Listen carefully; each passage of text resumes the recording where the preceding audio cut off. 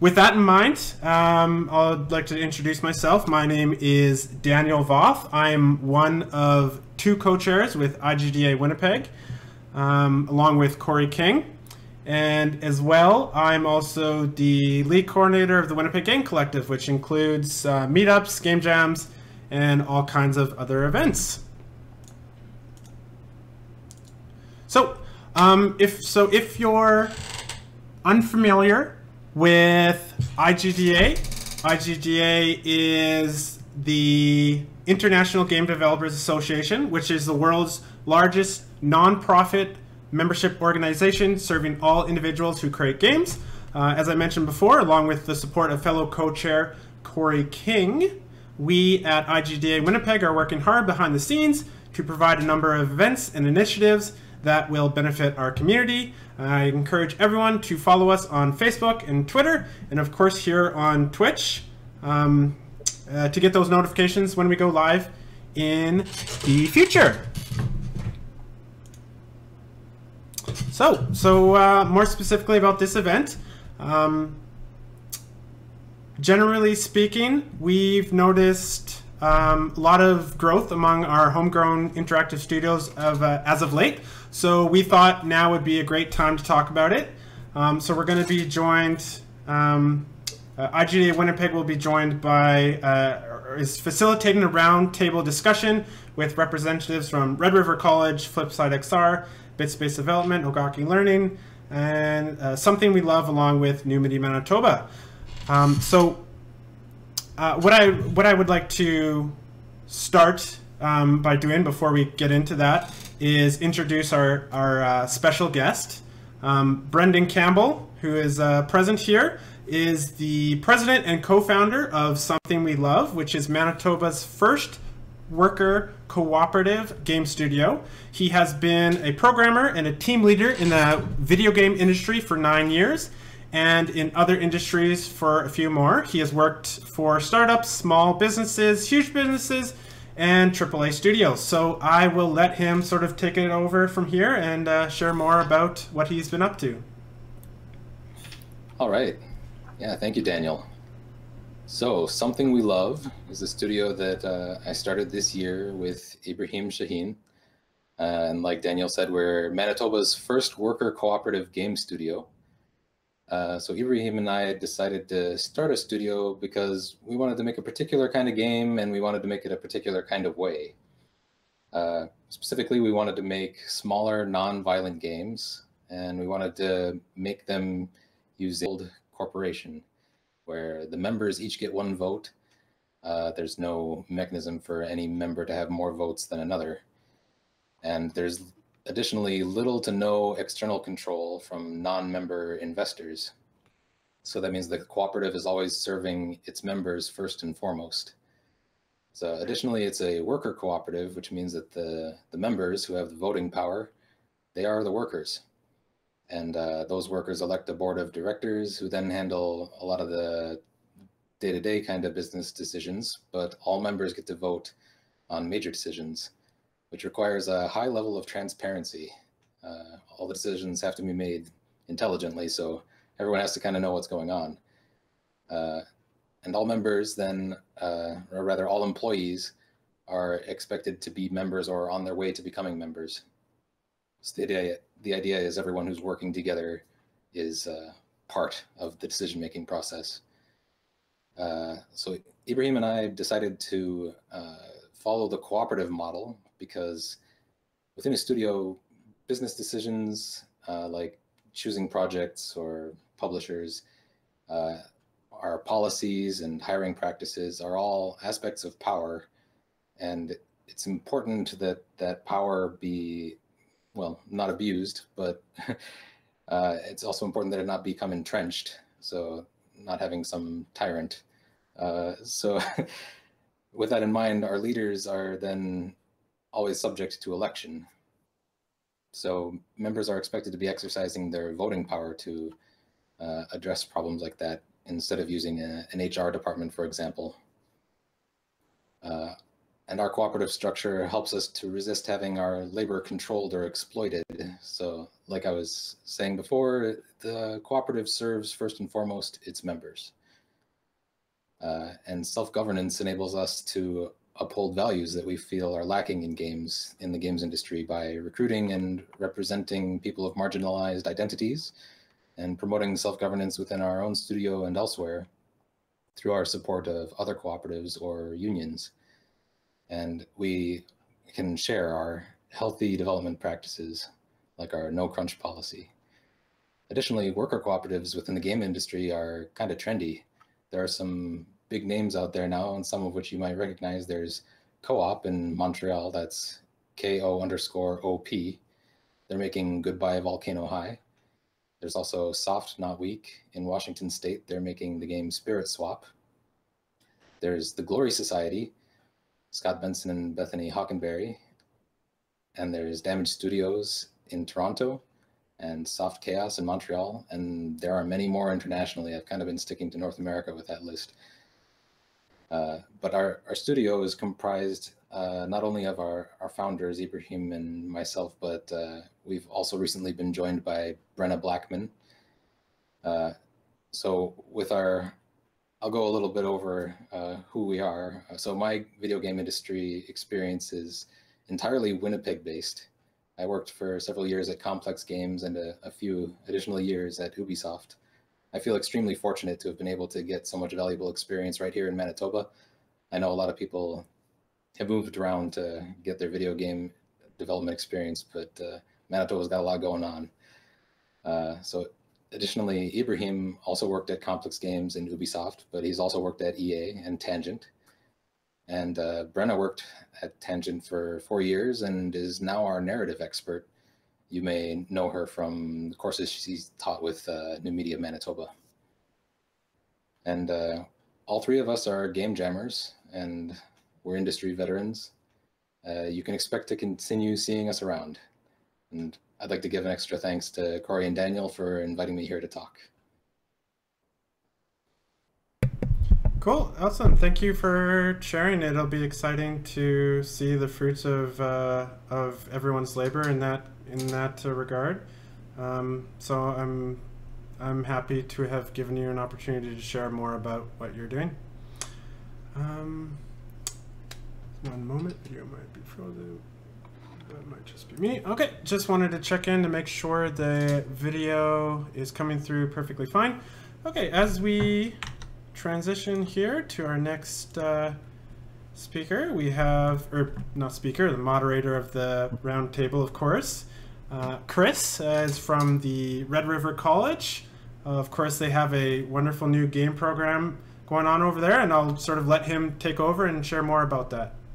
Sure. My name's Chris Poynton. I've been an instructor at the college for 19 years. I was part of the development group that put together the digital media design course, DMD, which has been running since 2002. And just this week, as of Monday, we have now launched our new game development course. And the idea was to sort of, emulate a studio environment. It kind of has a studio and project-based model. So we've got sort of roughly two streams of students. We've got a sort of a development side, and then we have like an art and 3D side as well. So for most of the classes, we're combining both. So people who are coming in with development and programming backgrounds are also getting visual training. They're learning about narrative design. They're learning about storytelling and all of those things. So the idea was to create an environment for creatives and for artists, right? And then along the way, because we're a vocational institution, equipping them with that sort of initial tool set, right? So the idea of sort of following a studio model also means that there's a production workflow, there's documentation, there's proposals, there's a lot of written and verbal communication, which isn't always a strength. I think often for students that are working in any sort of interactive or visual design or game industry, the ability to sort of collaborate and to communicate to pitch ideas, to talk to clients, and also to talk to investors. So we're hoping this new program really bridges a lot of those, sort of real world experiences. So specifically, I asked myself, I'm teaching narrative design. My background is as a graphic designer. I worked for many years, at quite a few ad agencies in town. For a while, ran my own studio called Space Cadet Design. And then from that experience, I'm also going to be teaching game business management, which is where we're going to get into, sort of the nuts and bolts of putting together a team. So yeah, I'm glad to be here today. Thank you so much for the invitation. There's a lot of new faces here today for me, a lot of familiar faces, a lot of people that I know personally or have taught, with the digital media design course, we've had a lot of people come through the college. So yeah, I'm excited about today. I want to also congratulate Brendan and Ibrahim and Brenna. I think that's something that is so unique and so special for this city and for the creatives in the city. It warms my socialist heart. So I think that's fantastic. And, I'm really excited about today in general, just getting to, know some of the people I'm about to meet, and to see the diversity and the excitement and just the amazing things being done in these interactive spaces. So yeah, I'm ready to go. Great, awesome. I'm excited about all the cool stuff that is happening. I think there's a shared sort of excitement there between the school and something we love and all the stuff going on in the industry overall and the community overall. So it'll be exciting to listen to this conversation. And for the people that are tuning in, we're gonna take a couple of moments to transition from this introductory portion of the live stream. So we're gonna collect all the speakers, and then sort of Chris will take it from there, and we'll be right into the panel. So if you just bear with us a couple of moments, we'll be back shortly.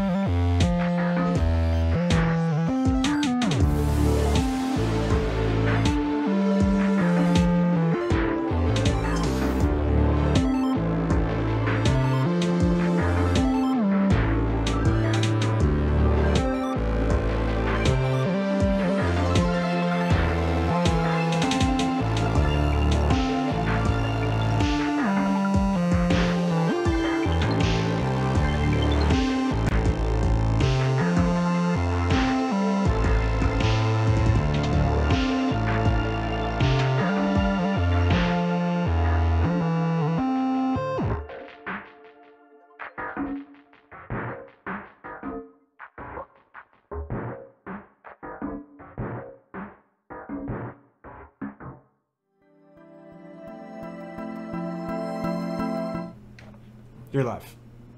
Okay, welcome back, and welcome to those of you who are just joining the stream. You're here with the IGDA Winnipeg Business Growth Roundtable. I think the last time a lot of these people met was probably about 8 months ago or so. So obviously, there's a lot going on in the world right now, you know, both in terms of culture and business. We've got a lot of new faces here today as well. So I think I'll start with a bit of an introduction. I'll let you know who's here, and then I'll have them just speak about themselves quickly. And then I am cheating. I do have a generic tablet with questions on it. But hopefully this will kind of evolve into more of a conversation. So feel free to sort of, change topics, steer the direction. I'm not beholden, to my questions here. So let's start with Rachel Hossain from Flipside XR, and let's hear from Rachel. Hey, thanks, Chris. Hi, everyone. So my name's Rachel. I am one of the co-founders and head creative at Flipside XR. We make a real-time animation and motion capture app called Flipside Studio. So I guess a little bit about me is been working in VR since 2013 on the first developer kit of the Oculus Rift. I've been working in interactive digital media for about 12 years now and sit on the board of directors for New Media Manitoba and a couple of program advisory boards for Red River and Assiniboine Community College. Fantastic. Next up, we've got Dan Blair, who's from BitSpace Development. Hello, I'm Dan Blair from BitSpace Development. Just completely repeat you. I'm the CEO and founder at BitSpace. We founded, like 6.5 years ago now. Our focus is on XR, AI, and IoT. We really focus on how computers interact with humans and the rooms that they're in, as well as how humans interact with those computers. I also sit on the board of directors of New Media Manitoba with Rachel, and I'm on, I think, the same advisory committees as Rachel. We hang out a lot. Awesome. It's such a wonderful small community here. Thanks so much. And then next up, we've got John Luxford, also from Flipside XR. Hi. So, and thanks for having us. A description of Flipside, because you got that from Rachel, but I am our Chief Technology Officer. So I lead a team of 6 developers right now, building our animation software, which we put a lot of work into, like motion capture, real-time animation, live immersive entertainment.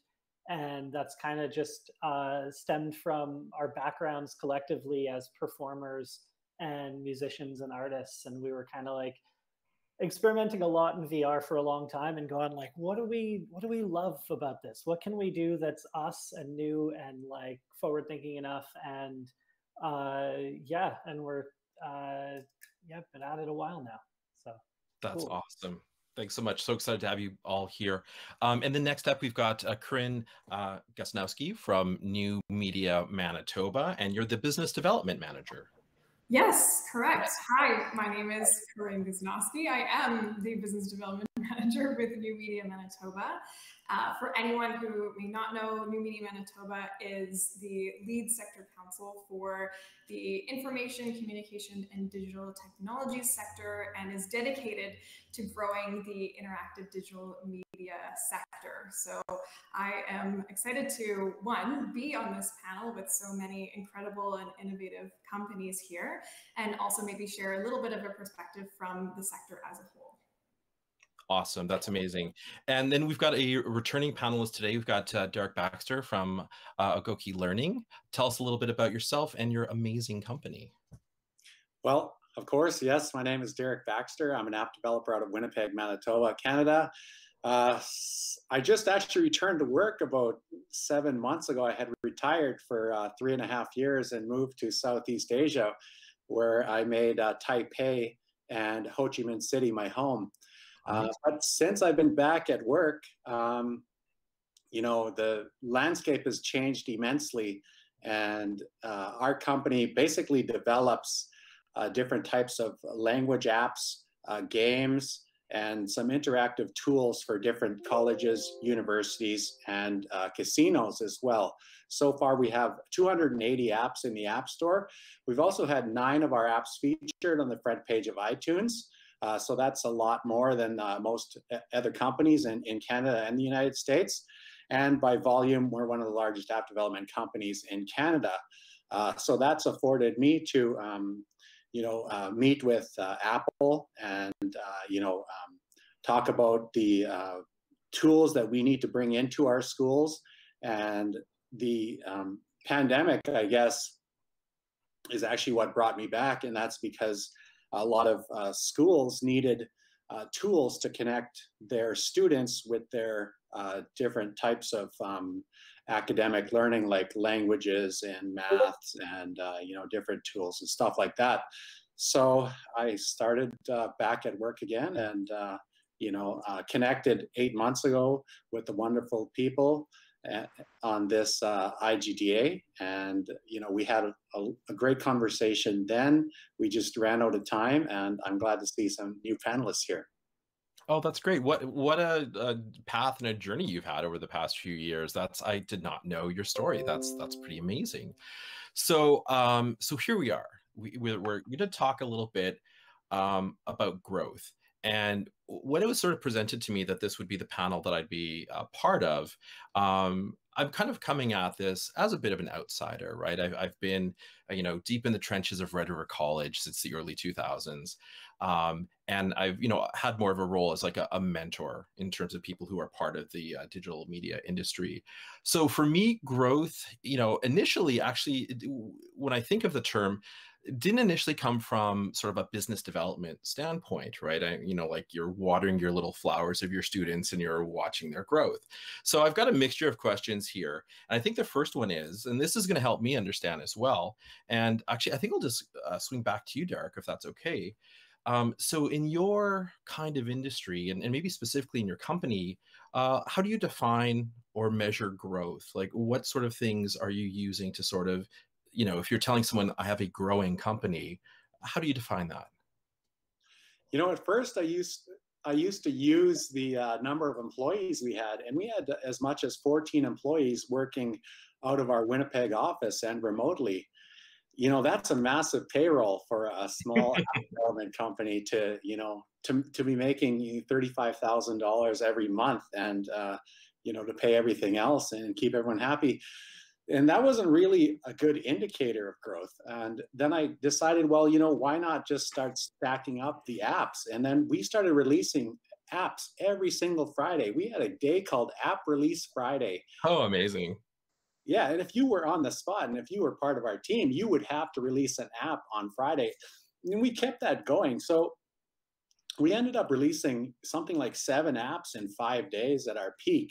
And, when you're putting together these types of tools and you want to measure your growth, that's a good indicator. But I found that, that wasn't exactly a success factor to our clients, that we were releasing tons of apps, because it started to take away from, our core business. We started to release different apps we released one app on the Oculus, and we had a special team for that. That was a business strategy that wasn't as successful, but it led to an app. So what I decided to do was start to basically define our growth by the quality of apps that we were releasing. So we started releasing a lot less apps, and they had more learning tools included in them. And we started to couple our most successful apps into a suite of apps. And we found that our clients would then invite us to their school. And that's what brings me here today. I'm actually talking to you out of a hotel room in Mandalay Bay in Las Vegas, where I just arrived 2 days ago from Atlanta, Georgia. And, being on the road here when everything's opened up, I got to get a sense of how our clients use our apps now. And it really opens up a lot more, insight into what I'm seeing. And I'm glad that we decided that, growth was the quality of our apps. And I think that that's an important piece. That's great. Yeah, I sort of drawing a little bit upon some of my experience, running something like a design studio or an ad agency is obviously, mostly service based. And there was a point where we were sort of defining success for ourselves almost by volume, the amount of, jobs we had up on, the board or the thicker the docket. And we became known as the studio that could do a lot of work very quickly and was very affordable. And that's not a fun studio to work for because you're just essentially drowning in all, of these contracts and all this work. So yeah, I think there's like kind of a maturation that happens, right? You're sort of going from that kind of bootstrap entrepreneurship where it's the sheer number of things that you're producing or clients you have into things like, quality and more of a depth of in terms of like your business interaction, like getting to meet the customer, I think kind of changes everything. So Rachel and John, I won't always be grouping you in with the questions, but if I was to ask you about, how would you define growth? You occupy, different roles within your company. Would you have two different answers? Rachel, how would you answer that? I don't know. We often have two different answers for that. That's a personal thing. Yeah. I think like growth for our company really is number of users, like our growing user base and kind of the caliber of partner that we're working with. Okay. So that's really been great. And I always will say job creation too, like that kind of like immediate feeling of growth is, we've scaled up. There's a lot more, faces at the company now. So yeah, it's been great for us. You look around and there's a lot more people in the lunchroom. Yeah. Where did you all come from? And where's my sandwich? Yeah, no kidding. We did have Sandwich Club actually. Oh, really? Yes, we did. Amazing. And John, anything you'd want to add to that, or? Yeah, I would say like we've always been cautious about growth in terms of headcount because we always wanted to sort of be sustainable. Like, do we have a runway that we're always building that bridge to the future as we're scaling. We've, and over the years, I feel like we could echo a lot of what Derek said. We did a lot of experiments, probably several dozen different VR apps and things that just right off the hop, kind of like do a crazy amount of work up front and like learn the ropes and figure out like what works in this medium. It's like totally new. Like this isn't something you get to do very often. I feel like you got to do that with the internet when that came out and everyone was like, whoa, you can do web apps. And like there was, and then Flash and there, then the iPad and like mobile. And this was just kind of, now you're inside the computing experience. So what do we do with this? And so we just sort of like did a lot of that rapid work, led to some great connections and things and opportunities. And then we had to hone on quality as well in that sense. And I feel like there's this noticeable maturation of the output of what we're doing. And that kind of mirrors the caliber of people we're working with. And so I mean, I think there's always the traditional business answer of, well, growth is revenue, growth is, your growth against churn, growth is, all of these things. And you can't ignore that side. That's pretty important, or you don't get to be artists who make, animation software anymore. But the part that I'm passionate about is seeing that growth in everyone kind of like converging on a shared vision for like what we're building and why. Great, kind of all heading in that same direction there. Yeah, it's been really great. Neat. So Dan, at BitSpace, how have you been defining or measuring your growth? I think it depends on what day of the week I'm talking about it, but I mean, there's the obvious stuff that everyone's talking about. So, cash flows and quality of work and stuff along those lines. But BitSpace was originally founded to be a problem-solving company. And so for me, what defines growth is the quality of problems that we're solving and the impact we make with those problems, or the solutions, not the problems. We don't grade those. Another way that I really focus on defining growth at the company is on the quality of life at the company, meaning that how much training can we give our staff? How much, amenities and meaningful and fulfilling work can we produce? Because like you said, it's easy to become the studio that's just full of small projects all the time. Mm-hmm. It's a completely different thing to be focused on building out that net of meaningful partners and companies that allow you to solve big problems. And luckily that's kind of where we're at. And over the especially over the last year, we've been fortunate to be able to find a lot of bigger so-called fish, when we're fishing out there, finding our clients, which have really given us those opportunities to solve bigger problems. And it's really given us a lot more opportunity to focus on that exploration and general hacking that comes in solving those problems. And that's part of the reason why we've expanded into so much in the realm of like physical innovation and physical hardware development, simply because of having the ability and the opportunity to solve those problems. But obviously I also define it as, are we growing financially and growing in number of seats? I mean, we have over 20 people now locally, plus we have our abroad staff and, an ever churning amount of partnerships with schools that are producing, sometimes up to 10 interns from various programs. So like headcount is something that continues to go up. But because, everyone's attached to these meaningful projects and we're all working towards a goal, it feels more cohesive to me. And that's what is the actual growth, in my opinion. That's great. So I've got a general question for everyone here, and you can actually just head nod this one. So are you all currently at the sort of largest amount of employees? Like when you look around, you're counting heads. Are you at a sort of an all-time high right now? No, I see. So okay, so Derek's saying no. Is it about the same? Is it scaled down? What's changed for you? Well, right now we're operating at 4 employees. Okay. And I've come back, and yeah, of course I pride myself on the amount of work that I can do, but we've started to use different technologies instead of writing our apps natively. We started to employ different tools, and we've had a consultant come in from Taiwan to help us with their work environment, and it's paid off immensely.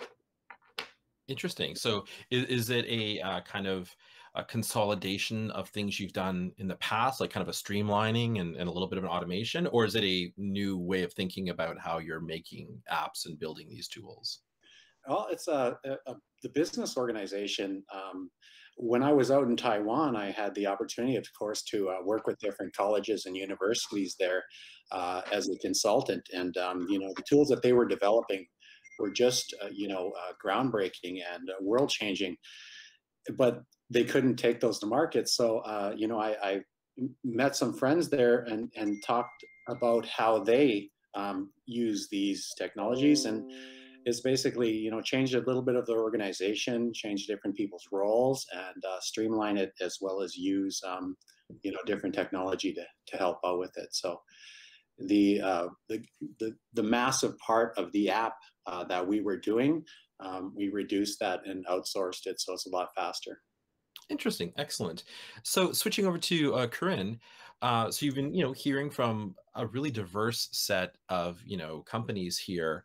Maybe speak a little bit to the role that New Media Manitoba has in helping companies with their growth.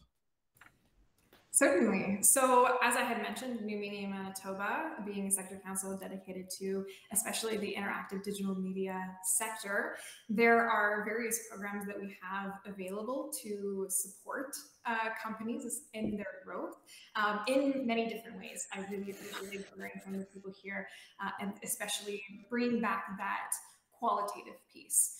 There are, of course, quantitative pieces that we look at because when it comes to our business development programs, funding is coming from the government. So we need to report back to them that there are these results, whether it is, like we're mentioning here, those hires, that increase in revenue, new partnerships, but also is there a new capital raise, new licensing or publishing deals, media coverage? Those are all things that we look at. But beyond programs that I can touch on more on those as well, there's also other supports that we want to offer. So advocating for the sector. We did a lot of work around these new changes for MIDMIC, as well as the educational and training pieces. So whether it's funding for training or helping to provide and organize training, that at a high level is one of the pieces that we work on. But ultimately, if a company is looking to do more with business development, to has some questions on, okay, can you support us on this? Can you help with that? Sometimes it just means us looking at our network and seeing if there is some connections that we can make. Great. Awesome. So I think we're going to try to keep this balanced in terms of looking at it from that sort of qualitative and quantitative sort of way. And it's interesting as well, like as an instructor, a lot of what I do ends up being so kind of, I'm evaluating the effectiveness of problem solving often, so I might have, depending on who I'm talking to at any given moment, they may be looking for like these sort of like metrics of production, like how many projects have they created, or what's the audience on something. And I know often I'll get caught up in, you should see their drawing. It's really beautiful. And it kind of, 3 people cried and they were moved by this, 30-second animation they did. And I think that's really what's really unique about, interactive and in general, and whether you call it new media, at this point, it's kind of the established media. There's a balancing act, right? You're all creative people. We're all creative people here, and we're working within, this sort of business structure. So it takes, a lot of you have sort of talked about, employees and sort of the quality of work that you're doing and the quality of people that you're able to have work for you and work with. So maybe I'll just jump to Rachel really quickly. And how would you identify some of the core strengths at Flipside, either the technology or the creativity or both? Like, what are your core strengths? I think our core strengths as a company is that we really made ourselves aware of the supports and resources that were available to us. So that's been one that I think without having that lens, it's so the 3 founders of Flipside all worked at a nonprofit. So they had a very good lens on what supports were available, the grant process, tax credits and things like that. So that just really influenced how we started off our business. So we just figured out what supports were available to us and kind of went in that direction and had that kind of grow our knowledge base internally. So everybody here is kind of working in frontier tech in one way or another. It's hard to find right now the people that are super skilled, right? Just because everything's so new. So investing in our employees and trying to retain our employees so we keep that knowledge in-house has just been super important and beneficial for us. Oh, that's great. Thank you. And Dan, how would you describe some of the strengths of BitSpace? My start is completely different than Flipside's. I don't have enough time to tell the whole story of BitSpace, but I started the company by accident. And my background is in tech. So I'm actually a business school dropout. So I had to learn how to run a business as quickly as I had to figure out how to start it. And one day everybody here will hear the full story of how I fumbled into that. But our core strength for a very long time was very much the technical back end. So working with other studios here in the city, when we partnered on things, they'll often have worked with us simply for dev. Our core strength still remains in that general software hacking back end. So we put a lot of emphasis on building out infrastructure and building out scalable tools. My biggest challenge to changing that area of strength has been trying to expand into that creative background and building out that art team. And I happen to have a fantastic art director that's really helped me with that. And she just works magic with that team. but you know, it has been one of my biggest areas of trying to change what our core strengths are. But yeah, at the end of the day, it is building out a scalable solution that solves a problem that drives what we are as a company. It's interesting, the contrast between, you know, your answer and Rachel's answer.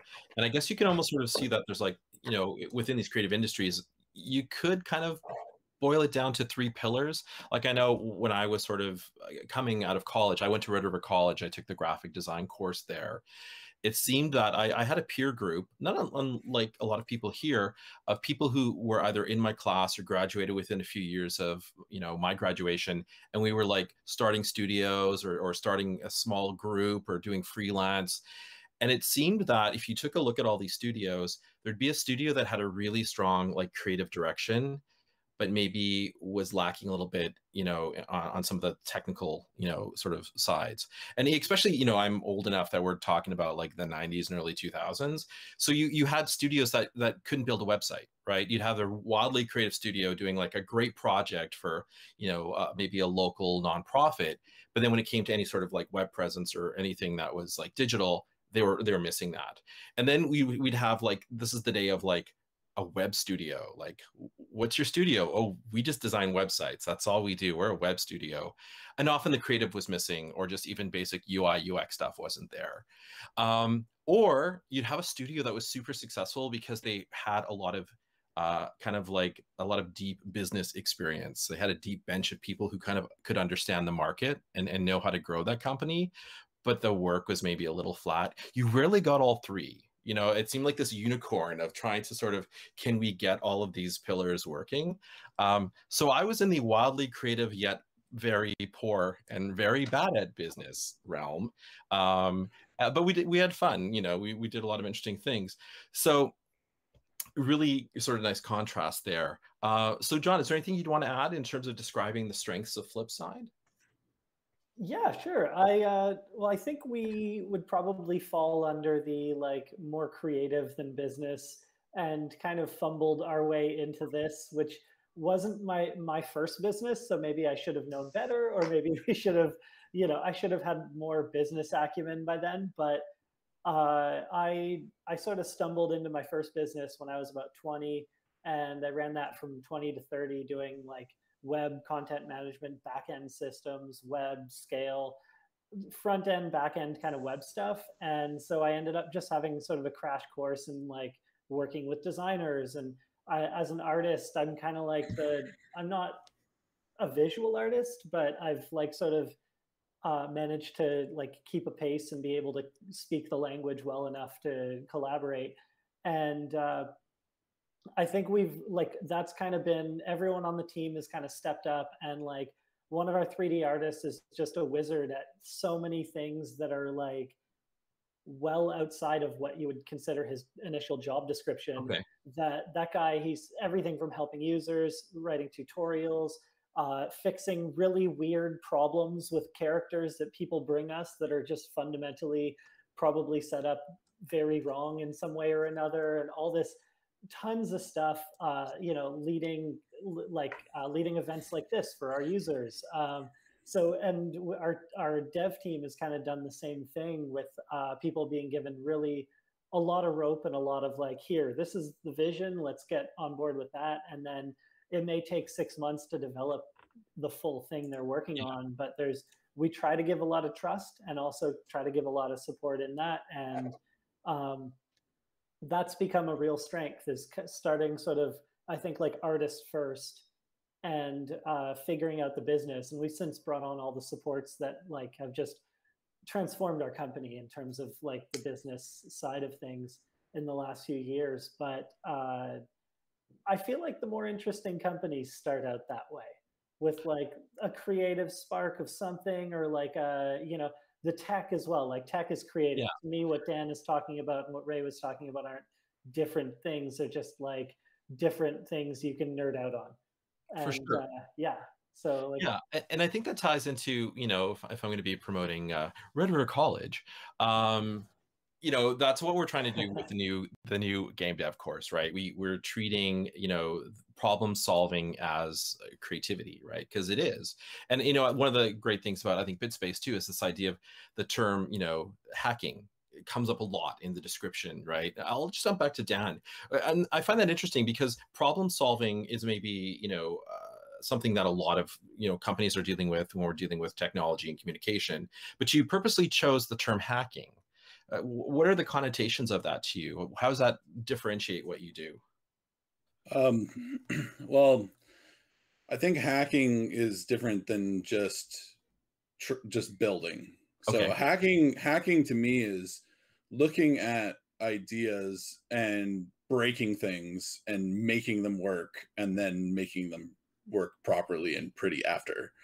And the reason I say hacking is because when you hack or when you tinker is when you get into the zone and you start to really have that like creativity kind of flow through you. So to me, like when I say hacking, I guess maybe a lot of people listening are imagining me putting on like a balaclava and like I'm like typing on all green terminals, which is not like I use a lot of command line, but you know, I don't usually wear a mask for that.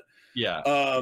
So for me, like a lot of the people that I work with, they appreciate how we look for the novel solution in things. So, you know, problem solving, I use that term, like I bring that up a lot because at the end of the day, we have no purpose if we're not solving something for someone.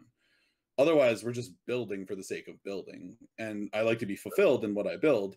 Yeah. And in order to build the solutions, we have to try things. And in order to try things properly, we have to break them. And we break them by hacking. And so that's kind of how I get there. But that also directly feeds into the type of people that I work with. Okay. I look for specifically people that find those wacky solutions to things that like instinctively think like, you know, if it's a hardware project, so that, you know, they've got their little board and they're like, well, what if we just like literally scratched out this line and, you know, we just physically alter the circuitry to make it work, which is a real example of something we did last week. And it was great. Or, you know, what if we just like, you know, take these controllers and this headset and this thing and like just tape it all together and see what happens. And that's how we found our best solution. So that's, you know, we look for people that like channel that energy. And I think like the like, you know, just not, without being too long-winded on this, the mentality of hacking and tinkering to me is literally the essence of like having fun while you solve a problem. Cool. That's great. I love that I mentioned hacking and you got so pumped. You're like so into that answer. Amazing. So Derek, what do you, what's you know, unique? What are the core strengths of your company? All right. Well, great question. First of all, we basically develop, you know, tons of language apps and a bunch of different language app games. So our core strength is to help communities or schools that, you know, have a need to revitalize their language. And we provide them with a tool that they can simply download and start to learn a whole bunch of words. So it's an evolution of, you know, our first basic language app, the Ojibwe app, which was one of the first apps, language apps in the App Store. And as we started to release more and more apps, the core strength of our company has been to effectively control that market. So you see, I was thinking, well, you know, what happens if Google Translate starts to use Ojibwe, starts to use Cree, Dene, Lakota, Dakota, and it's not going to happen. So what schools and universities are doing is they're relying on our language apps. So we do direct that market, and then we do control a lot of that market. And you know, with the tools that we've been putting out and with the TEDx Foundation in Winnipeg, it has allowed us to direct that. So our strength is that, you know, we understand what our clients need. Our clients will come to us first, and we'll be able to produce something that their students can use based on the 7 years that we've been in business and delivering those tools. That's great. And I think there's something really beautiful about the kind of the cultural aspect of what your company is doing, and kind of the legacy that will leave, like you said, in terms of giving life to these languages and preserving these languages in a time where our history has been colonialist, has been so much has been lost, so yeah, really, I salute you on the work that you're doing, just on a personal level. I think there's a real beauty to it.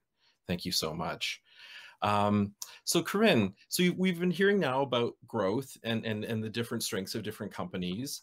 What kind of challenges, both at New Media Manitoba and in your previous roles and experience, what kind of challenges have you seen for companies, in the interactive space? What are some of the challenges of growth? In terms of, challenges for growth for the interactive digital media sector. Yeah. Well, one of the pieces here, and I'll be interested in hearing from other people on the panel as well of any challenges that you may have come across. But we are a relatively small region here in Manitoba. So when you're looking to acquire customers, often that means going outside of the province and expanding to other parts of Canada, to the US and abroad. Actually, there was the Western Audiovisual Economic Study that showed that 59% of interactive digital media revenue in Manitoba was coming from other parts of Canada for our Manitoban companies, 32% in the US, and about less than 10% for international markets. So there's certainly an opportunity and the potential to expand to more international markets. And that is why one of our programs is the Market Access Program that allows some funding towards going to other markets, whether it's attending conferences, doing a trade mission, or going and meeting with certain clients in other regions. But there can be challenges with that. That does mean it's a cost. You do have to go elsewhere to create those connections. But we are moving into that a little bit more of a comfort in connecting virtually. So there's also been companies that we've supported in connecting to virtual conferences throughout the pandemic here. So do you see, this, obviously the rise of online communication due to the pandemic, has that accelerated access to like those other markets, or even just added a comfort level of working in this sort of manner? Have you seen that, like, I don't want to call it a benefit of the pandemic, but a result of the pandemic? Well, there's an interesting mix when it comes to, say, if you're just looking at virtual conferences. Because there's pros and cons with connecting virtually. For one, some companies, frankly, with the Zoom fatigue, aren't really interested in going to even, say, a free virtual conference, because you might not be getting the same value out of it in those real face-to-face conversations. But we have actually supported other companies in attending probably triple the number of conferences that they would have financially been able to go to in a year, because now they can in that virtual space, and still we're able to grow, acquire customers through that as well. So there's new opportunities with it, but it is a different landscape. For sure. Thank you. That's great. I'm just going to jump back to John, and we'll just kind of segue from that. So, I think one of the original thoughts for putting together this panel and choosing the theme of growth was because we have seen a lot of growth in the past year. So obviously that's concurrent with a year and a half of, dealing with the pandemic. How has the pandemic affected your company, better or for worse, John? We've been extremely lucky, I would say. We initially, the pandemic hit, and we were like, you know what? Let's all work from home. Let's just close up shop. We can do this remotely. Everything we touch is digital anyway. So let's start figuring it out right away. I think that was like the start of March or something last year. And then we just got that process down inside of a week. We felt like we were, kind of in at least a little bit of a flow. And we've had, I feel like employee, like emotion wise, we all have different levels of social need. And so and some of us don't live with a partner or have a family. So I think those challenges, like obviously people with a family have unique challenges to that. People who are living completely alone have a lot more, challenges related to that. And so some of us have been, and some of us are just more social butterflies. We need to go out and get our fill and go to a sweaty concert and be shoulder to shoulder with people. Like I'm just dying to do that again one day. And those are sort of the, I would say the challenges we've met and stuff. And there's always a little bit more communication you can do when you're just across the room.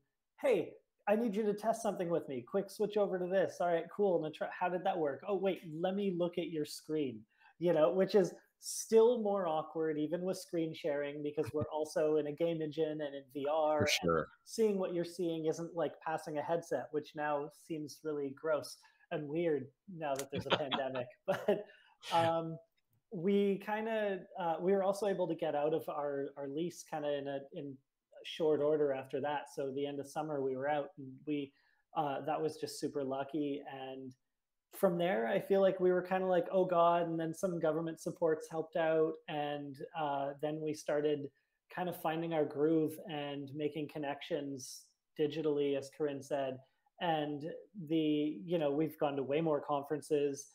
I feel like you're not like rubbing shoulders with someone and casually in a hallway after a talk. Yeah, for sure. Having a, hey, what's, in the same way that you were. And then going like, hey, let's grab some food. I'm hungry. Like there's just a level of connection that you can make with people face to face. But we've made do, and we've managed to double in size. So that's been pretty amazing for us. Are you still kind of working remotely to any extent? Or yeah, and now we're mostly based in Winnipeg. We have 3 people in Toronto and 1 in Regina. So, awesome. That's so amazing to hear. Just pivoting to Rachel quickly. So that's, kind of the internal growth and the internal kind of culture and kind of work environment there. Has the increased kind of online presence of companies and culture in general, has it increased demand for your product? Working in the space, Absolutely. I think any company that provides a remote solution for anything because of COVID kind of experienced some growth. So for us, because we allow people to create cartoons collaboratively while being remote, that was just a thing that a lot of people wanted to do. Our user base grew. We got new interest from partners that helped us with a little bit of funding. So that's been great too. We've heard stories of, we have a comedian that uses our software that said that he made more this year doing Zoom comedy shows through our app than he has in the previous years of his career doing that's amazing. So yeah, it's amazing to see the people who are able to kind of transition what they're doing into a new format and kind of the bright side of being so far away from people. That's amazing. I guess it's interesting too, because, we can talk about the idea of, strategy and planning, but there's also just kind of the weird happenstance of what happens globally. And also like that comedian you're talking about, you give them this, this technology and this platform that they can pivot their career. And I'm sure things like Patreon and all of these other online sort of technologies coexist. And suddenly you've got these puzzle pieces fitting together.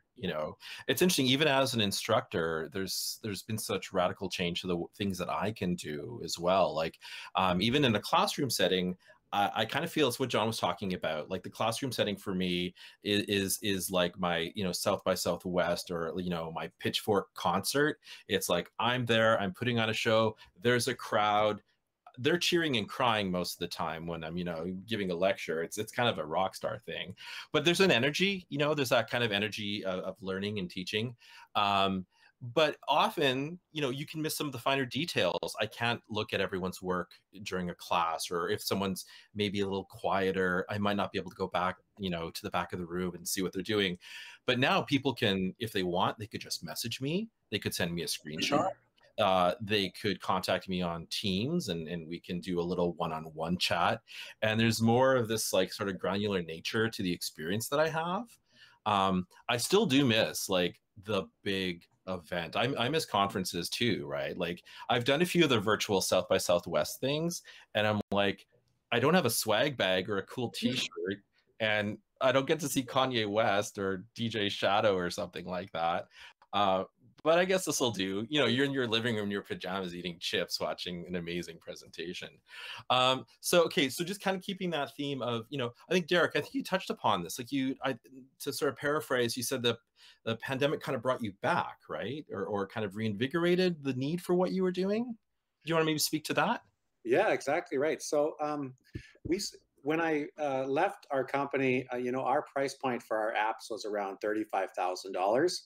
And as I was gone and we started to streamline a lot of things from me just, you know, handing off projects, our price point was around $90,000. So we've increased the amount of apps that we've been doing, and, you know, we've been delivering more apps, in fact. So we no longer offer, you know, a single device for an iPhone app. Now we have an entire suite of apps. So you have to then order the iPhone, the iPad, the Android tablet, as well as the web app. So that allows us to, you know, introduce those types of tools. The pandemic, of course, you know, teachers were looking for just tons of different ways to reach out to their students and to continuously provide that level of education. But what we saw was that you know, the federal government started providing a lot more money in terms of the $1.5 to $2 million per different community, and to continue that education. So, you know, as we started to see these different funding opportunities for the federal government, basically will say, you know, there's a funding opportunity for 75. I guess it's close to $1 million to, you know, do a project. So what we did was we started to provide supplementary information to each one of our clients, basically saying, here's our funding guide.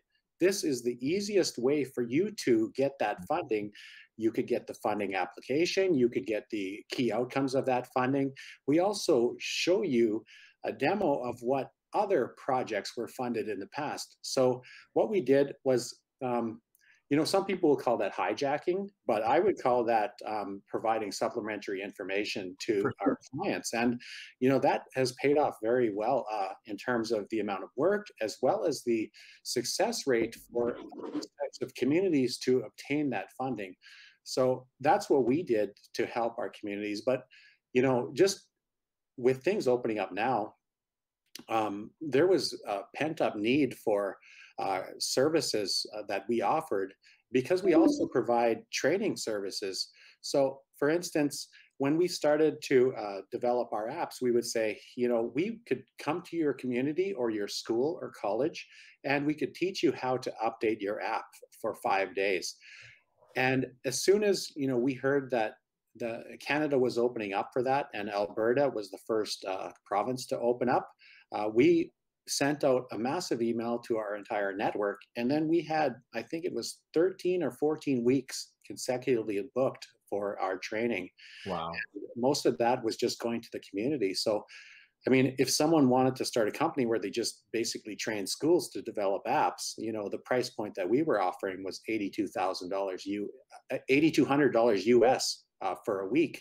So if someone wanted to start a company, you know, they could do that, and, you know, they could get 400 and something thousand, $500,000 if they were willing to spend, you know, 52 weeks on the road. You know, unfortunately, we're not able to do that. Yeah. There's just all kinds of opportunity there, and you could see, you know, based on our actions as well as the tools that we used, and the timing was an important piece as well. So, you know, we took advantage of all of that, and it certainly paid off. Can we go to intermission, Chris? Yeah, exactly. So I think what we're going to do now, and we'll pick up that thread with Dan when we come back as well. So yeah, I think what we'll do is we're going to take an intermission. We'll be back right away, and then we're just going to pivot a little bit to maybe some of the challenges of managing growth, and then we'll make that a little bit of a shorter discussion, and then we can just go into like a Q&A and kind of open up the discussion a little bit. So yeah, I think we will be back shortly. It's intermission time.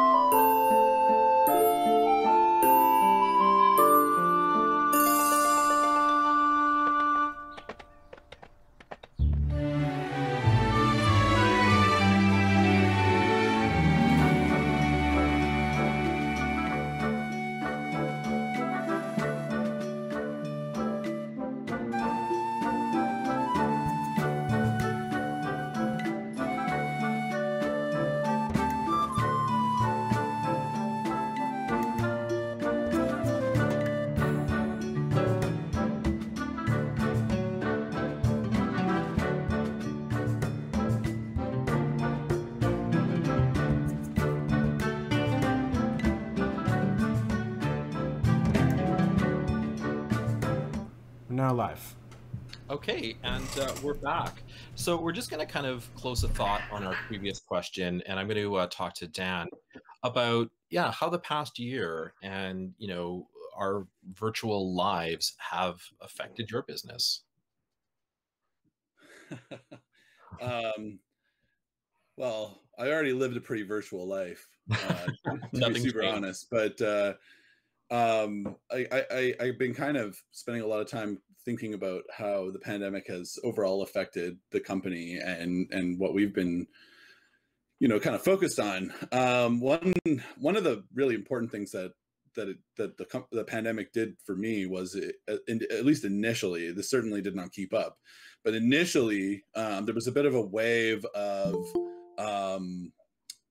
I'll call it grant season, where a lot of our clients at the beginning of the financial year for the government are receiving funding and starting projects was delayed, which did affect a lot of things, because one, we were going remote like everybody else, so we had to very quickly adjust all of our company policies and make adjustments that would ensure that that was a successful transition.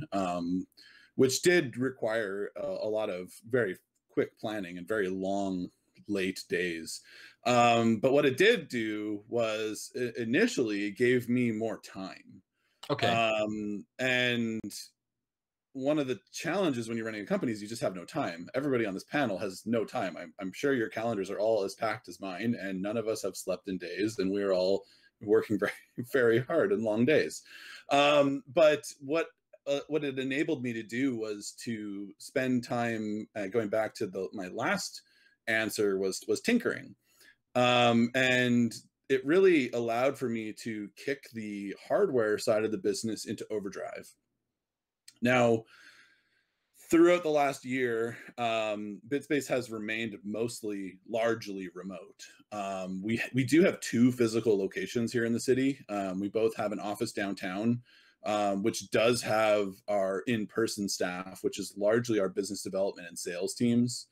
And then our hardware team, so engineering, hardware operations, and some of the devs that work on the IoT/Python side of the business spend time out at our warehouse where we develop our physical products, which was an adjustment inside of an adjustment, because we went completely remote, then we went partially remote, and now we have no plans of ever going fully back in office.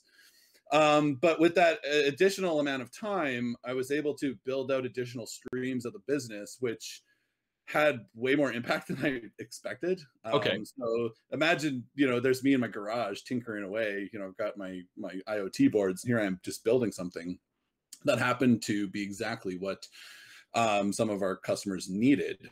And it worked out well in the sense that, that hacking produced almost as much revenue and jobs at the company as VR had in the same amount of time, but was an unexpected byproduct of me being given a little bit of time. So now the joke at the company is, if you give Dan some time, we'll continue to grow in unexpected ways.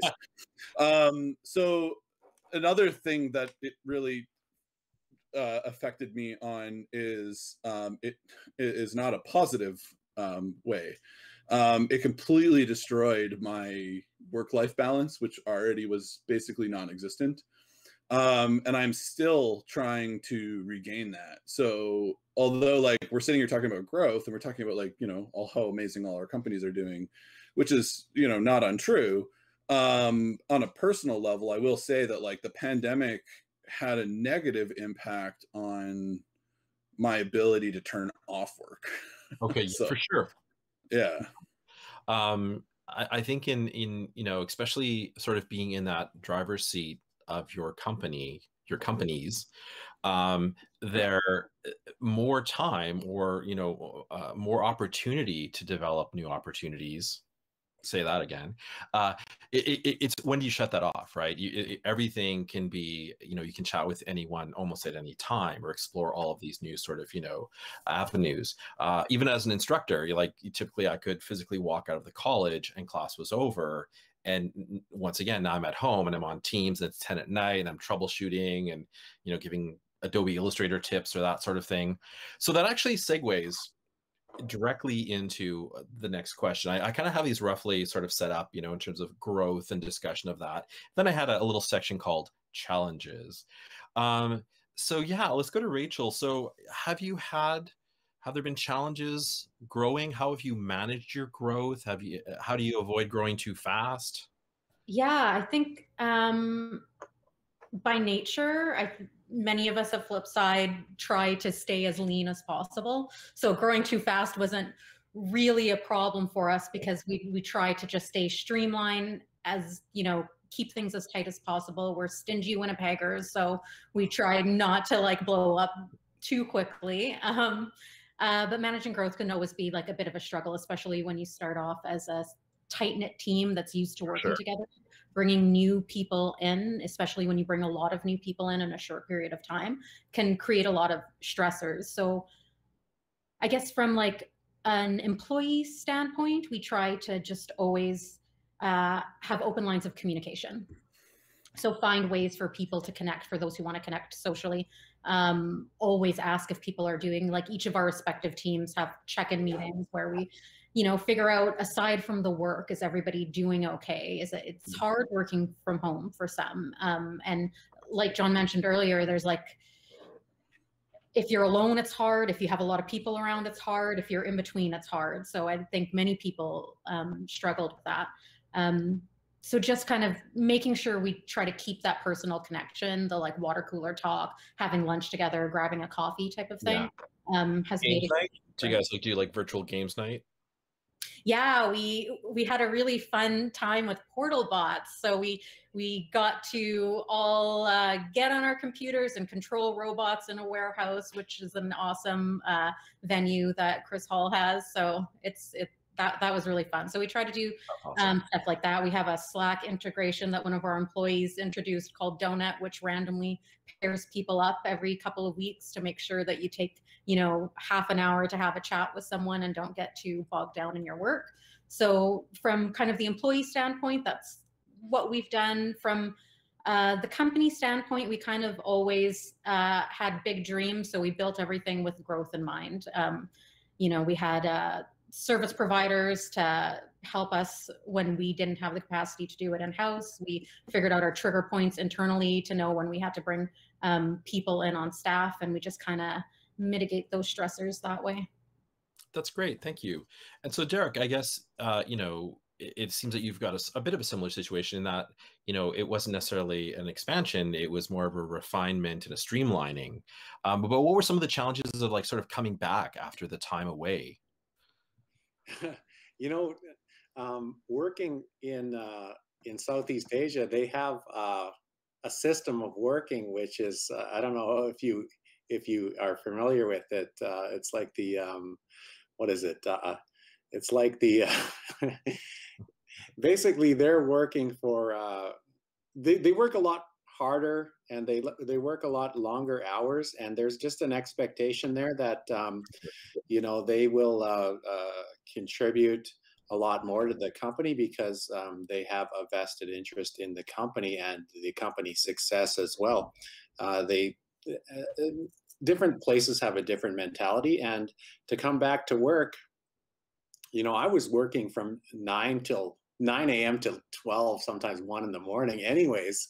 So I fit right in there, but you know, just to manage the expectations of the staff, to know that, you know, they're not machines, and you know, they have a life as well. And we have a saying in our office that is written across our huge board. And John and Rachel, you've been to my office and you've seen that it's quite a small, tight-knit place, but it's an open concept. So we have this big, huge board, and it says, it's be creative, but not too creative. That's the sweet spot. Just creative enough. That's one of the things that, you know, just transitioning back to a way of life where you have to have a balance in your life, and you have a lot more responsibilities here, and you're not just, you know, a gladiator going through everything. So that's one of the things. And, you know, I'm happy to be back and very excited to see all the young people, because, you know, we have a strong connection with the Red River College as well as the students that, you know, we try to foster and to develop them into app developers. And, you know, we've been very successful with that. In fact, during my retirement, our office was pretty much full of Red River College students, and you know, they managed to ship well. And there's also another saying that we have is, you know, act as if you're the CEO. And they made some wonderful decisions, and I was extremely proud of them. And I'd love to, you know, reconnect with them. And the Red River College is, I wouldn't know what we would do without the students from the Red River College and the programs that you have. So I just, of course, wanted to say that as well. Oh, well, thank you so much. It's been a fantastic experience. You know, even looking at a lot of us here, we've worked with students. Some of us have gone to the college, and there's a real sense of just kind of growth and dedication to the community. In your time at New Media Manitoba, Corinne, how have you experienced the interactive community and interactive businesses? So sorry, how I have experienced them in terms of like what observations you might have seen in terms of like how sort of, you know, close knit the community is, or collaboration or that sort of thing. Yeah, absolutely. That is one of the key features that I hear often when we're talking about Winnipeg and Manitoba and doing business here, is that it is a collaborative community. And you know, love hearing from Derek here about working with post-secondary, because when we're all working together, we can help to create a better ecosystem that grows our talent pools, that grows the opportunity for our companies to continue to grow. So it's exciting to see those pieces here. As I've been diving more into the interactive digital media sector, it's been exciting to see the different innovative companies that there are here. So even in a slice of Manitoba's economy, that interactive digital media piece there's so many other companies, verticals within that. So we have great virtual reality companies here on the panel. Derek talking about, app development, as well as looking at that e-learning space. There's, of course, our video game industry, which, looking at Campbell's game that started like 20 years ago, to companies like Flighty Felon that are just starting on their flagship game. That's what it's exciting to see, is that there's that entrepreneurial spirit in our community here. Great, thank you. Let's jump to John. So, Rachel's talking a little bit about, the checking in on employees, and I guess one way to describe that is kind of like the wellness of your employees and the kind of like corporate culture that you want to create. Have you had to put in more sort of specific, like say like a different kind of HR role within your company, or more explicit, like this is when you should take a break, or tonight is the night we're not working? Like, are there extra steps you've had to sort of put into the wellness of employees and maintaining a good, healthy culture due to the fact that we can work 24/7? I don't know if it's due to the fact or if it was due to our growth at the time, where we kind of just rounded out our like HR, made sure policies and things that maybe weren't completely clear. New people have fresh sets of questions for you, right? So you kind of go, oh yeah, we don't have a policy on that yet. I guess we'll have to talk, get our heads down, or see what it says and read the employee agreements. And that's led to kind of formalizing some things. Okay, but then, for sure. Also just having, which I feel like we were already pretty good on going into the pandemic, but just sort of brought in, as our team grew, brought in supports on the business and admin and finance side, as well as just like hiring more coders and like hackers and 3D artists, Yeah. Hackers. That's kind of how we see ourselves on the dev side as well, where internal problem solving, but then that inclination means you do what you love, you never stop doing it, and you have to find that balance. And I probably worked myself shy a few years towards the end because of how hard I worked in my 20s on my previous company, and had no work-life balance. I could work 16 hours a day. I could work, I could work from like so late at night on an idea I was jacked on that like I wake up at noon and I'm like, oh God, I got to get to work, and just start right back over. And you're like totally off. Like I had jet lag from my own life. I was so overworked at points, and realized that's going to kill you. Stop doing that. And, I think I've grown into the like stop working overtime. Like let's all like, it's sort of formalizing is also setting expectations. Okay. And we don't expect people to to break their back for us. And we want good work, but we think that like you start burning out. You stop doing your best work 6-7 hours into a problem, and at that point it's like, document, make sure you cross your T's, dot your I's. We track our time. We do all that stuff we just have to do as part of the routine of a job.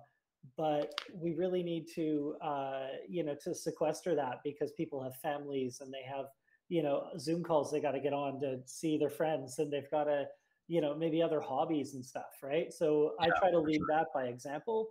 I mean, we're founders, so we often work later, catching up on things, making sure things are planned out for people the next step in the morning. So that falls on us still more than them, but I really try super hard never to get into crunch time. And that, what Brendan said really resonated with me. And I think we actually do a pretty decent job of that as a company. And that's important to us as well, as a cultural value. And I just personally make that a point where I'm like, all right, I need to make some time to go play some music or go listen to some music or go for a walk. I'm so bored of every street in this neighborhood because I've walked them 500 times each. Every day we're just out doing and then we're okay, screw streets, we'll go alleyways, and then we've done every alley 500 times over. And I know everyone's business at this point, but those kinds of things are it's just when you can't put your work down. For sure. It's amazing how you end up a block away from your house and you put it down. There's a physicality to going elsewhere and that brain shift. And so we've tried to encourage stuff like that, I think, as well. Oh, that's great. And time off and take your vacation time, make sure you go camping, go do this stuff. And then checking in on Mondays. How is camping? How is this? How's the new house you bought? How's all that, So that's been really, I think, been awesome. I think in some ways we're closer from this stuff with some employees as a result. That's really good to hear. And so, Dan, what has your experience been like with managing growth and with sort of, staying connected with your original sort of corporate culture and your current employees? Yeah. So in my last answer, I talked about how I have a complete disconnect with my ability to shut off work because I identify that in myself. I have put a lot of emphasis on ingraining the inability for anybody else to do that at the company. And that has been largely spearheaded by my wife. So not everybody knows that I'm only half of BitSpace. People have heard me do lots of talks and they see BitSpace and I'm very much the face of the company, but I'm not the boss. My wife actually plays a big role at BitSpace, and she manages HR and a lot of those really important aspects of the company. And it's through her hard work that we've been able to build a lot of policies and programming in place for our team to have a lot more flexibility and, dare I say, forced work-life balance.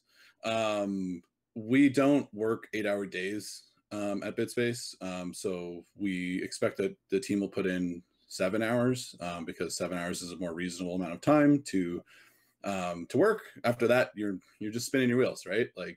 We do pay you for your lunch, so you do have a day, but you only have to put in less than average full-time hours.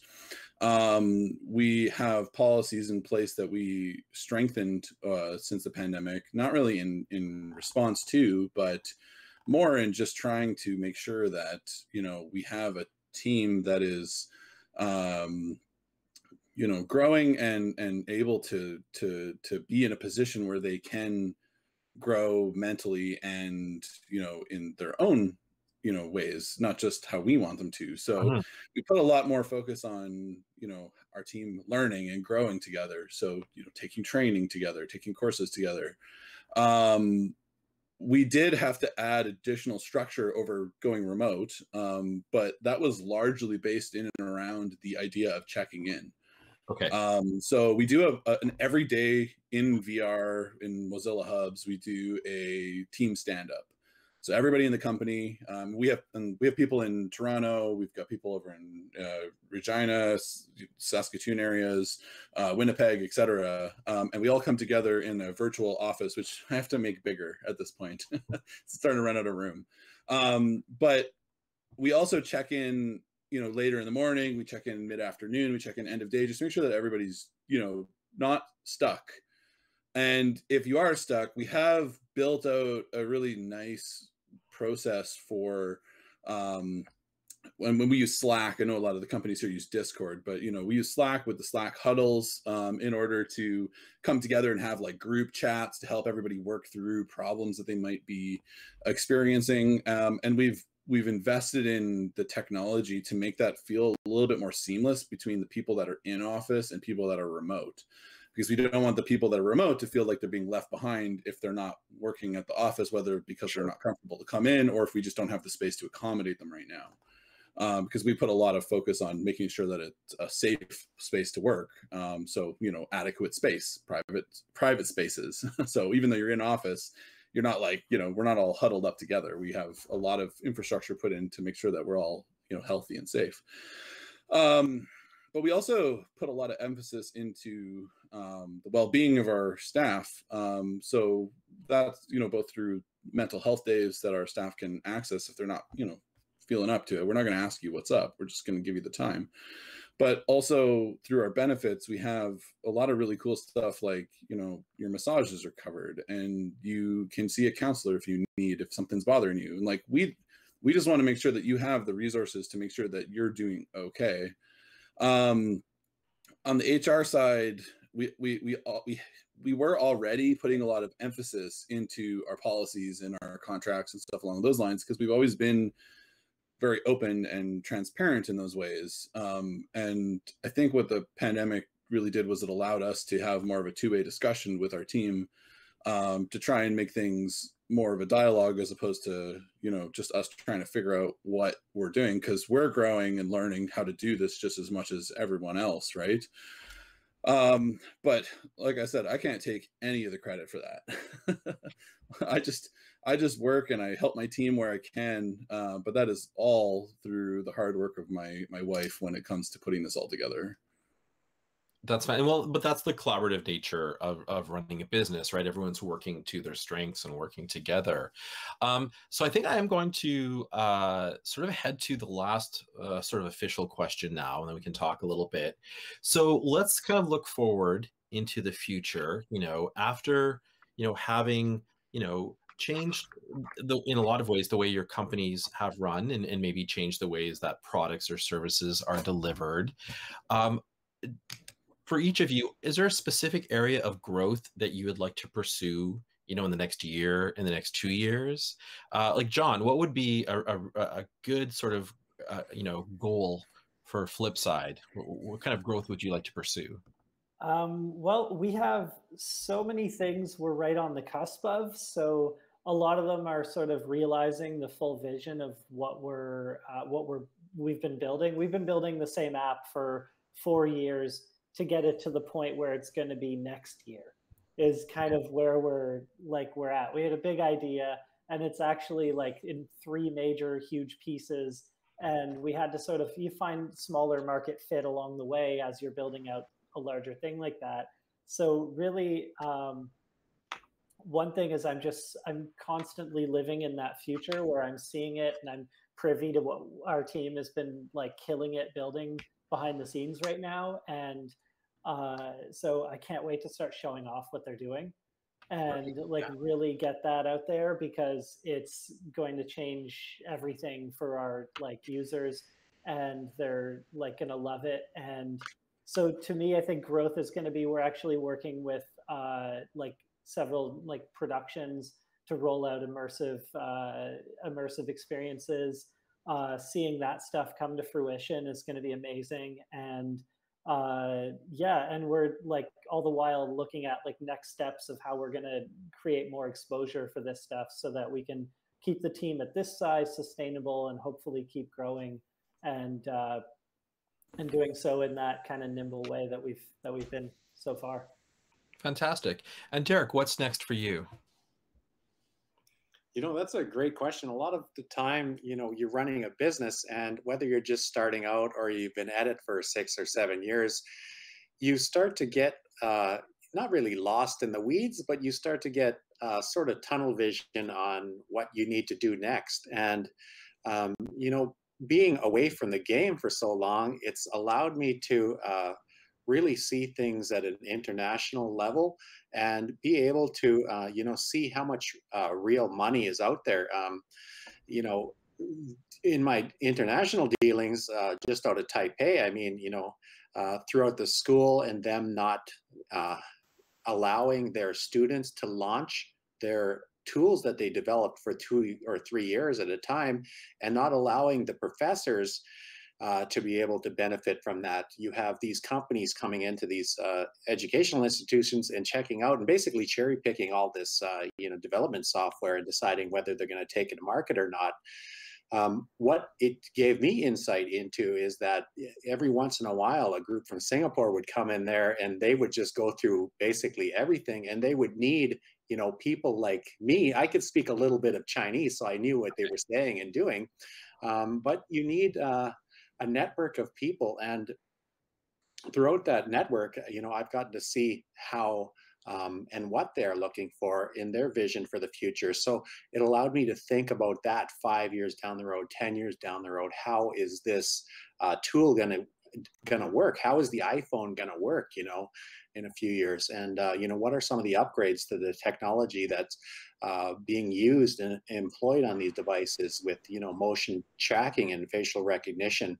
And that's where I see the largest impact in growth is not just developing the software, in which we've been doing all the time. We can make our software better, but that's a very narrow focus, right, to improve our software.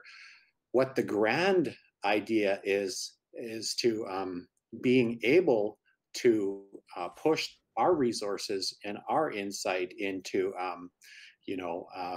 the fintech industry, the motion tracking industry, the facial recognition industry. It's not machine learning, or it's not whatever else they call those tools. It's implementing those tools and having the foresight to see the easiest path to success with the largest payoff. And as a business person, I've started 6 companies already, and 5 of them were, in the area of multi-million-dollar companies. And being able to scale up as a person and to build that network, is where I really see growth coming, because the educational tools are always going to be required, always going to be needed, always going to be enhanced. And because we have, this company, it doesn't mean that, we can't expand it to something else that's closely related to what we're doing and what I've seen out there. So yeah, growth is a lot different. I see it in a different perspective than a lot of people. And, it's helped me so far. That's great. Fantastic. And Dan, what's on the horizon for BitSpace? Well, on the horizon for what's coming down the pipe. The way that you asked this question kind of shifted my train of thought of where the original question was. So that's okay. I'm going to take one step back to where I'm trying to areas of growth with the company. I'm putting a lot of emphasis on building out our project management and quality assurance side of things. So we've got a really solid dev and art team, but we're really putting a lot more emphasis on peeling away layers of responsibility from those members of those teams to make their jobs more streamlined and, not have to do areas of the work that, you have to do at smaller companies, to be able to build up those other components of the roles. I also really like the question of what's on the horizon for BitSpace. We've been, over this last 6-month period, accepted onto a number of accelerators. So we're a part of the NVIDIA Inception Accelerator on the AI front, where we're building out our AI infrastructure. We're also part of the Autodesk Accelerator for our physical hardware product development. So for us, like, over the next, 1, 2, 5 years, we're going to have a even more emphasis, like a much greater presence in the machine learning and AI industry, to really beef up our ability to develop digital twins and have that bridge between the AR VR world and the interaction of the physical space and the human within that space, all with the goal of creating more meaningful interactions between humans and computers. Which sounds like a lot of nothing, but at the end of the day, what we're using that for is creating more equitable and more responsive experiences for users that are learning within our software, or that are ultimately using our tools in smarter ways to make their jobs easier. And that can mean everything from, you know, absorbing sensor data in the room and implementing, you know, how cameras are seeing people, to how that information is processed and adapted to in our simulations. So we're putting a lot of emphasis on building out the future of the technology that we're working on, specifically through the accelerators and partnerships that we've built with much bigger companies than our own. So it looks like for, you know, the past few answers, there's been a lot of realizing, you know, the benefit of leveraging opportunities and leveraging, you know, previous experience, leveraging these technologies. Is there anything you'd like to add, Rachel, in terms of things that you'd like to sort of see for your company in the future? Yeah, like I echo a lot of, like, Lux and I share the same vision on where we want the company to go. But for what I'm most excited about is to have our apps out in the wild and to see what people create with them. Because really what we make is a creation tool, and we're working on a viewership component of that. So I'm just excited to see the productions that people make, and excited to see how our users guide us into whatever this weird, crazy future is going to be. Here's a specific question. This is something that just popped into my head. Have the things that people have made, you know, with your technology, have they changed what you've wanted to do with the technology? Like, has someone ever like created something or made a request where you're like, oh yeah, that clicks. We can kind of, you know, change the tool set or reinforce the tool set. Like, is there a dialogue between you and creators? Yes, absolutely. So we try, you know, there's some creators that just use it, and then hopefully, fingers crossed, you see what they're posting on Instagram or YouTube or whatever. And we have quite a few that I feel like we form friendships with at this point. Constant dialogue. They're like, oh, I really need this. This would help me, you know, take my career in this direction. And we try to be as reactionary as possible on that front. And we're also like amazed to see what people, the strange things and the strange, wonderful things that people do. We had one user that wanted to do interviews in VR, and instead of using an avatar, he had made like an NPC avatar, basically, that had a screen for his head and then did like a Zoom call. So it was like a 3D body of a person, but a head from a Zoom call. And then that's how they did this whole interview. And that was just like wild. That's cool. We got to go in that direction. Yeah, there's opportunity there. Yeah. And so, Corinne, we've talked about a few different, you know, you're talking about the sort of smaller slices within this sector and within interactive. And we've touched upon things like, you know, AR, VR, we're talking about facial recognition and, you know, environmental sort of, you know, integration of these real life experiences into these virtual spaces. Are these pretty consistent with the kind of the growth opportunities you see in this sector? Is there anything we're missing here that we haven't captured? Well, I think that can be a whole panel in itself on for sure. Other areas that for growth, whether it's for current companies or opportunities for new companies to start up. But one thing that we're talking about at New Media Manitoba is what role do we play in new areas like virtual production, like esports? Not that these are particularly new overall in every way, but more so it's like, is there opportunity for us to help in the growth of those areas? But it's for us, when we're looking at our programs and how we can be supporting current companies, it's allowing them to go to that next level so that they can look at those new technologies and develop out the future of their company. So some of the activities that we've helped to support in the past could be like information security certification that allows companies to continue to work with large companies like, you know, Microsoft or Twitter, market entry strategies to places of the world like in Europe and China and Latin America. So while there are those opportunities in looking at the technical pieces, there's also that piece where how can we help a company to get to the next stage of their business? So then they are in a position to maybe consider those other verticals, adding on new products. And product development is also an area that we look to support with our programs. But also, one thing that we want to do at New Media Manitoba, and something that we've been committed to, is bringing the feedback and the suggestions from companies in our sector, in our province, to help to inform the future of supports. So when we're looking at MNMIC, going out to we commissioned a third party to go out and conduct interviews with companies here and say, okay, what's working, what's not working?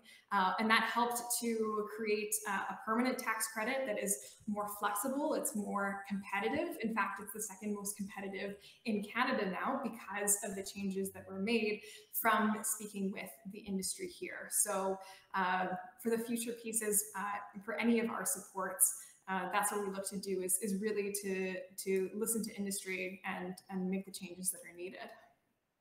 That's fantastic. It's such an important role that New Media Manitoba plays within this industry. And I think specifically in this province, right, there's a lot of real concrete, effective, sort of results that come from that sort of support. We could, if we had, a whole month's worth of these virtual meetings, I think within 3 or 4 nights, we could capture a lot of the Winnipeg, digital media sort of environment. So, so thank you so much for sort of occupying that role. So I haven't actually taken a peek into the chat here. But I have heard there's questions. Dan, do you have questions for us, or would you like me to find some? For sure.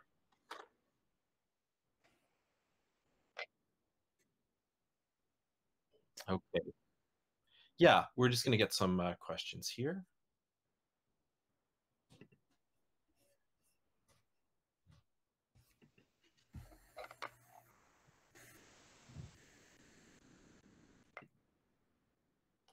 Okay, so I'm checking our sort of internal chat here, but I think we might be getting some off of the Twitch stream. So I'm just kind of waiting for those questions to come down the pipeline here. Okay, let's just kind of check this up here. And, oh.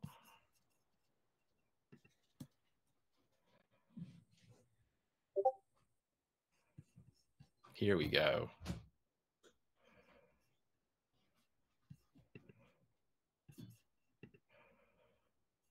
Okay, I'm just going to confer really quickly with Dan.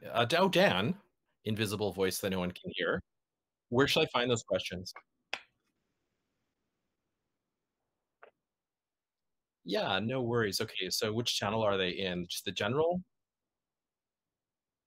Oh, okay, for sure. Hey, here we go. Okay, so we're going to, I'll get Derek to answer whatever the sort of the first question or so is. I know that you'll have to leave really sort of shortly here. Okay, let's take a look at the questions here.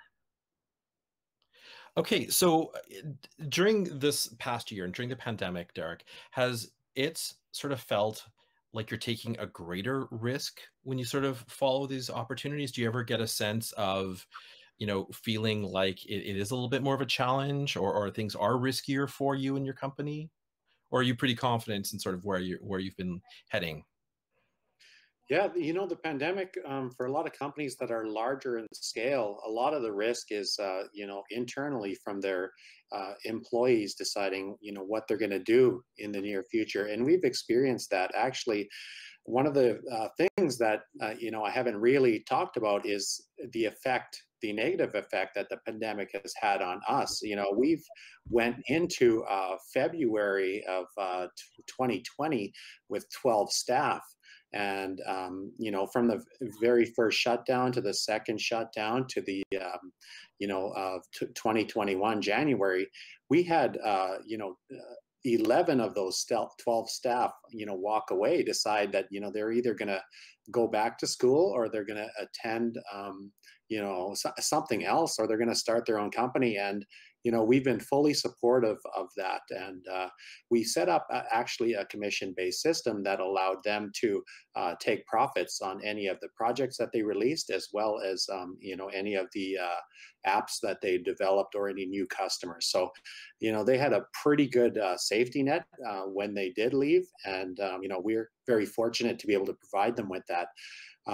But imagine, you know, every single one of your staff, you know, walking out of your office, and they, as acting as the CEO, decided that they were not going to work from home. So, you know, Yeah. it's such a hard thing to do. And, you know, the pandemic affected us negatively in that way. And, you know, I was actually ready to board a flight to Singapore. And, you know, when I got the email, I was absolutely rocked. And I changed my flight plans and flew back to Winnipeg, not even 48 hours later, and, you know, arrived here in quarantine, trying to save my company. So, you know, I put everything into top gear, and, you know, used the hours of the jet lag to, you know, send out a bunch of information, provide a bunch of tools, and to implement some of those changes. So, you know, losing all the staff and trying to work in a different environment, a completely different world, in fact, you know, it was tough, but luckily, you know, we had the safety net to do that. Well, it seems like you've, you know, really been able to sort of, you know, grow your company and support those people who have worked for you in the past, and sort of find this new direction for yourself. So, yeah, I know you have to go. So thank you so much for your time here, and just all of your experience, and thank you for sharing it with everyone watching tonight. Thanks, Derek. Yeah, you're welcome. I appreciate it. I'm very honored to be in a panel with, you know, such prestigious guests. You know, I know the work that, you know, Flipside is doing, and, you know, I followed them very closely. And, you know, John Luxford and I went to the University of Winnipeg together. And, you know, Daniel, you know, just to see what he's doing, and, you know, he's been at it forever. And, you know, a lot of companies look up to him, as well as, you know, being on the board of directors. He's being able to, you know, fashion a correct path for some of the up and coming developers coming out of the Red River College or the University of Manitoba. And, you know, I like to see that, you know, the entire province of Manitoba, you know, has some great leaders in terms of technology and development. So, you know, I'm not worried at all, and very honored to be just even considered your peers. Thank you so much. Thank you. I really appreciate that. And yeah, I've known Derek for what? It's got to be 20 odd years at this point, most likely. So yeah, it's good to see you. There's a lot of love in this room. That's amazing. Good to hear. Good to hear. Thank you so much. Okay, I think we've got time for one more question here, and let's sort of see here. Okay, so, you know, one of the issues when I was sort of talking about, you know, managing growth, often, you know, that growth can mean hiring a lot of new staff, right? Suddenly you're dealing with a payroll that is quite, you know, sort of challenging, perhaps. So one of the questions that kind of came from the chat was, so recently we did see the closure of, you know, a large local animation studio. And has that affected, and I think specifically the question is here, I'll just read it verbatim, has it affected the local outlook? And has it sort of put design talent sort of like back into the job market? Like, is there a ripple effect when you see a change like that in a larger studio? Maybe John? Yeah, I think I was kind of blown away by the news, and just felt really gutted for everyone. Like, we know, you know, a good number of people who were affected by that. And it also, there's this like point of pride with a company of that stature being, you know, producing like the next 9, I think it's a 9-part series, this animated piece they're going to be releasing in the fall is like astounding for what I've seen already. And Next Gen was incredible, and seeing that headquartered in Winnipeg was a huge source of local pride, I think. I know it was for me. And like, you know, we're this like small pond kind of like we're a big city, but it feels like a town, and everyone knows everyone, and we have kind of this tight knit sort of world that we're in. But we're always trying to shine a light on Winnipeg outside, going like, look, we got killer stuff in like any area, you name it, you know, and that, yeah, I feel like that's a big blow. I feel like, damn, we just hired a bunch of people, you know, and like, yeah, for sure. like we couldn't be like, let's, you know, scoop up a couple people up at this point. And I really hope that we see more development and growth here fast, and that people can find remote work or whatever it takes to keep that talent in the city and not have to disrupt their lives outside of work for the, you know, the ability to do what we love here. Yeah. And I'm sure, Rachel, you share a lot of those sentiments as well. Is there anything you'd like to add to that? Yeah, absolutely. Like Winnipeg and Manitoba is just, I'll get all choked up about it, but it's just such an awesome place to be. Sure. Really, for our size, it's such a community spirit versus competition. And that's something that I really haven't experienced anywhere, especially being within our IDM community here. There are people, like we've gotten to know Dan, there's the awesome folks at Zenfry, there's this community, and not just the VR community, like the IDM community has been so amazingly supportive. So to watch so many people champion the awesome people that unfortunately lost their jobs during that has been amazing to see. And I just hope, like exactly what Lux said, like every single company doing well or not doing well, I'm proud that they're part of this community. So it definitely hurts to when you see your friends and this awesome organization just kind of, you know, is no longer. So yeah, I feel for all the people there, but they're very talented people, and they were fortunate to have worked for an amazing company. So their futures are bright, and now it's just figuring out how we can support each other, connect each other, and make sure that everybody lands in a good space and, you know, stays in our province. And I think anecdotally, a lot of the employees, and you know, just to maybe bring anyone or everyone up to date who's just, you know, might not know who we're talking about. We're talking about Tangent Animation specifically. A lot of the employees were graduates of the college, specifically from, you know, DMD, and so there was a lot of communication, a lot of sort of triage, making sure everyone was okay, letting everyone know how talented they are, and how the work that they've created, it puts them on a next level. Like seeing, you know, the sort of the upcoming Netflix series, and to see that come out of my students, I'm like, it literally was mind blowing. You know, I'm like, I didn't teach you that. I don't know where that came from. But anecdotally, as part of those conversations, a lot of, like, you know, Twitter DMs and messages and stuff, there was a groundswell of support from across Canada, like not even just Manitoba, but there were people saying, employees looking for jobs, DM me, opportunities, virtual, you know, office here. And then even locally, a lot of people have sort of, you know, found new work and found new positions in I think in a turnaround in terms of, you know, how quickly this is all, they've sort of rebounded, that I think speaks to the strength of the community, and specifically the strength of Manitoba, the strength of all of, you know, the studios and the college and all the, you know, advocacy and support that we have. So yeah, it from my point of view, it felt like I was at the center of that kind of going off. Like there's literally, when that happened, there's, like, without exaggerating, like 40 people that I knew I could message and say, oh, how's everyone doing? Yeah, Dan, do you want to maybe have a little bit of a last word on just the effect of that, or you know, how that affected you, or even your perception of it and the workforce here in Manitoba? I try not to put too much of an opinion out on, you know, we've got friends that own businesses, right? For sure. I don't want to say anything negative about the company that went under at all.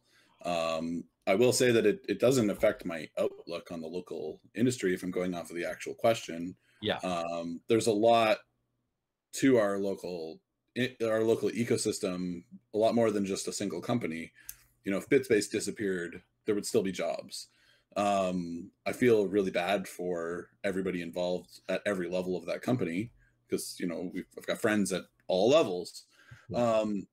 Obviously seeing lots of talent entering the market. That's a very good time to be hiring. and we are hiring, by the way. Check our job page, bitspacedevelopment.com/careers. Good shout. Shout myself out there for a second. But, you know, it is super unfortunate. I don't like to see anything come to an end locally.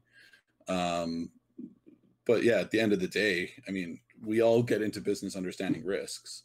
You know, I suppose at a core as entrepreneurs, we're all quite risk averse, or, you know, risk accepting. You know, so I suppose that we all get into this understanding that it is possible that we will explode one way or another.